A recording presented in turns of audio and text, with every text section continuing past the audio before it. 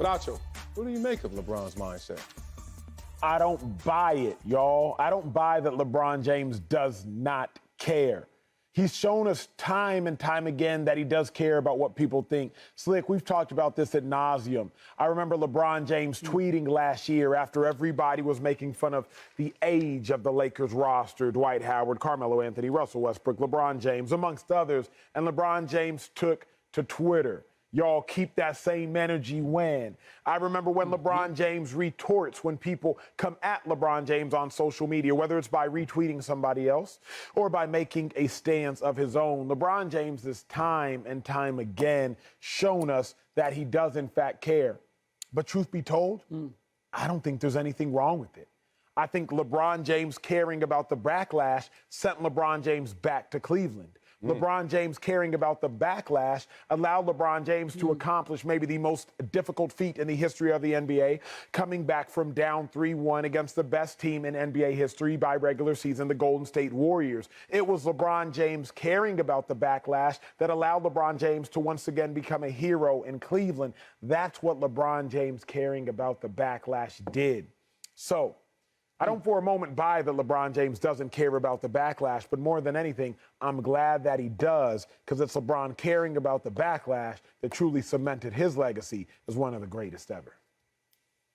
Acho, you bring up a great point that reminds me of the great late Flip Saunders, who liked to say that your greatest strength can often be your biggest weakness. And that, I believe, is the case with LeBron James. All the points you made in terms of how caring and how he cares about the way he's viewed has been a driving force in his career, no question. When it comes to this specific question, and what inspired it, though, was how does he feel about game-winning shots and the success or failure in taking them? And he said, I don't give a bleep now. And I believe the operative word is now. He still cares. Right. He just cares less than when he first came into the league. And that was the distinction, and always has been, between him and Kobe Bryant and LeBron and Michael Jordan. In that from the very beginning, Kobe Bryant, Michael Jordan, if you asked them who should take the last shot, who wanted to take the last shot, they wanted to take the last shot. LeBron James wanted to make the right basketball play.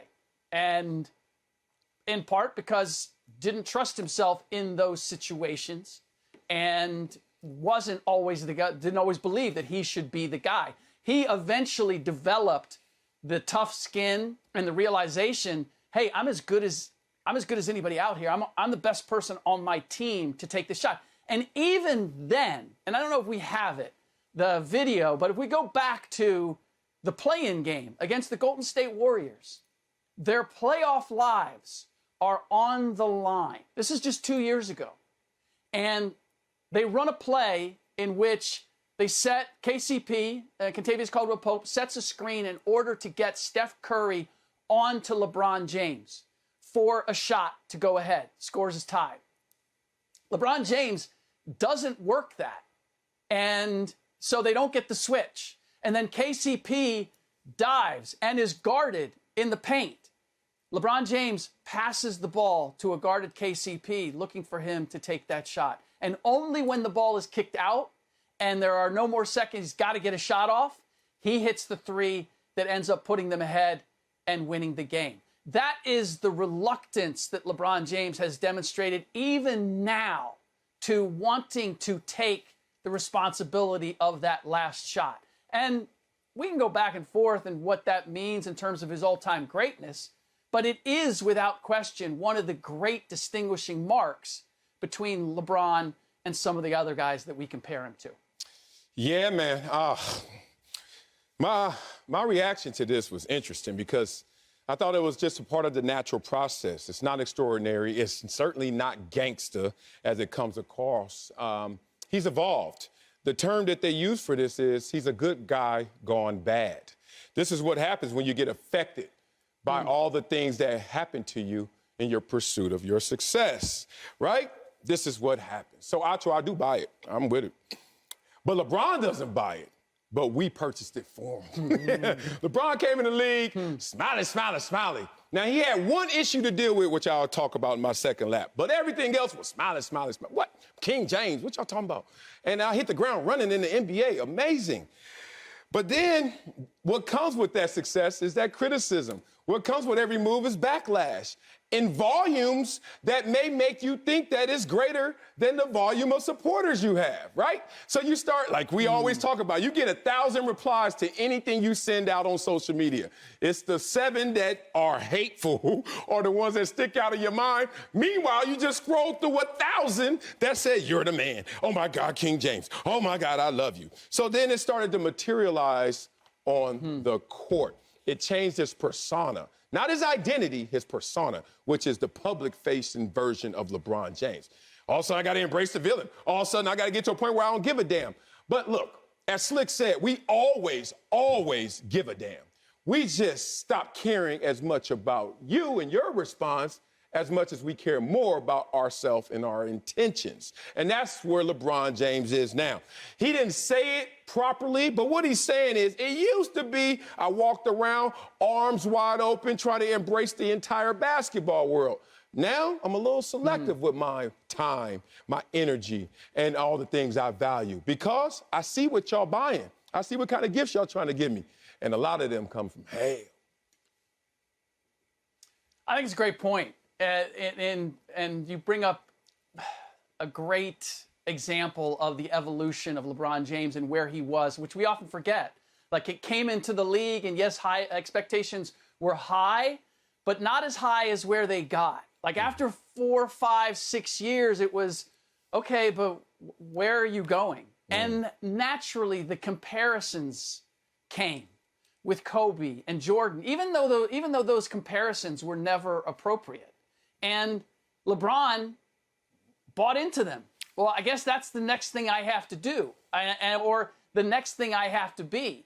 And I believe, and I give him great credit, that he evolved as much as he could in those directions. But he didn't come into the league being Kobe Bryant, who came in the league essentially the second coming of Michael Jordan. It was never a great fit. And to have him now, this is the problem that I have with the show or any outlet where it's just the athlete talking, is that there are so many questions that aren't asked that would make the information so much more relevant. Because when he says now, I want to know, okay, when did it change? What happened that makes you feel that way? Like, now we're going to get somewhere. To say, I don't care anymore, first of all, I'm not sure that I buy that completely now. I think he cares less than he did before. But I want to know about that journey. I want to know what brought him from the guy that you mentioned, Marcellus, to the guy we see now, who I do believe feels like he has to wear the black hat at times, even though I don't know that really fits his personality. Now, to be fair, he did discuss when it happened. He said when he went to the Heat. And to be fair, also, shows with journalists on it like you, Slick, we miss stuff too. So let's not, let's not be binary in that situation. Sure. But I feel you. Sure. I feel what you're saying. Like, someone pushing back on any idea, that's how it gets to a greater place in terms of idea. So I'm with you there. Man, LeBron James, bruh.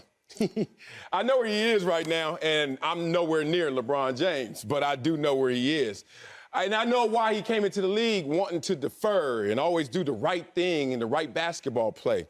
Because LeBron James suffered from two things. One thing he admitted, survivor's remorse. Like, damn, from where LeBron's from and he made it, he was like, yo, I was carrying baggage, bruh. But two, he looked at his surroundings in the NBA immediately. King James, the high school phenom, straight to the NBA and hit the ground running. You know what happened?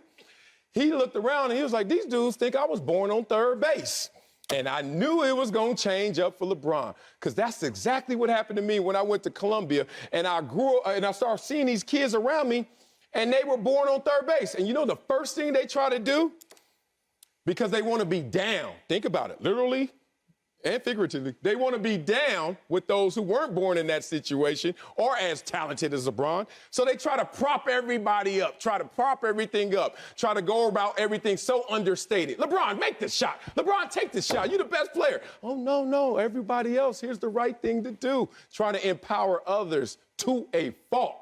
And then LeBron James finally realized, hey, man, wherever I was born with these talents, this 6'8", 260, run a 4'1", whatever it is, hey, I'm going to get to home plate. And that's where he is right now. But he is also acknowledging the process he's been through. It's crazy. We have all been there, Slick. Have you been here? Acho, have you been there? When you go out in public and your arms, the day one you go out in public, I love everybody.